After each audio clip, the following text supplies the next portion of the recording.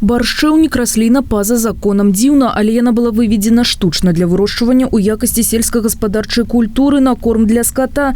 Тады ў пачатку 60-х ніхто не здагадваўся, якія могуць быць наступствы. Баршчэўнік хутка дзічэў і захопліваў новыя тэрыторыі, выцясняючы іншыя расліны. С года в год выделяются значительные средства для борьбы с этим инвазивным растением. Если в прошлом году было выделено 10 тысяч рублей из бюджета, то в этом году 20 тысяч. И результаты, конечно, в этом году значительно превосходят прошлогодние.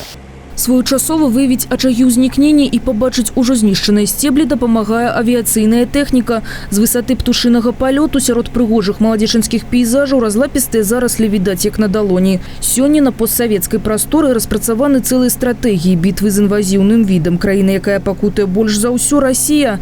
Там ядавітыя пустазелі займае 30% сельгасугоддзяў. У Беларусі плошча складае крыху менш за 3000 гектараў.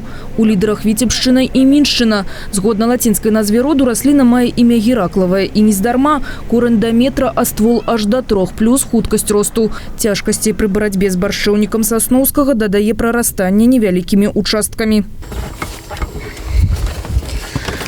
Вот пролетели, посмотрели, как мы в этом году с борщевиком боролись. Да, значительные площади обработаны, так, но видели там, где надо еще в этом году поработать.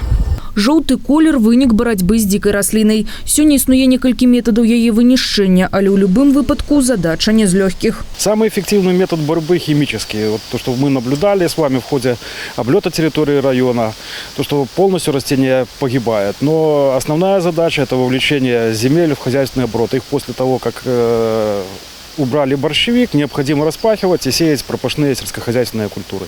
Сам насам з баршчэўнікам змагаюцца ўсе землекарыстальнікі раёна. І дзякуючы агульным намаганням на Маладзечыншчыне атрымалася спыніць распаўсюджванне расліны-захопніцы.